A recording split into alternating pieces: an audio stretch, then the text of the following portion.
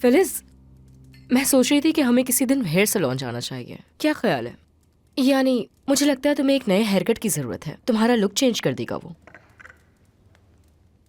लेकिन मुझे ये स्टाइल अच्छा लगता है, चेंज नहीं करना चाहती मैं नहीं कटवाना चाहती अपने बाल। अरे नहीं, परेशान मत हो, हम तुम्हारे बाल इतने ज्यादा छोटे नहीं करवाएंगे। मैं तुम्हें बताती हूँ, बस नीचे नीचे से थोड़ा सा कट होगा और हेयर डाई भी करवा देते हैं तुम्हारा। वैसे भी अब तुम्हारी जॉब जल्द शुरू होने वाली है, स्टाइल भी उसी तरह से बदलना होगा तुम्हारा, है ना सुल्ताना साहिबा? फिलिस बेटी, मैं अपने कमरे में जा रही हूँ, कॉफी पी के मेरे पास आ जाना। ठीक है।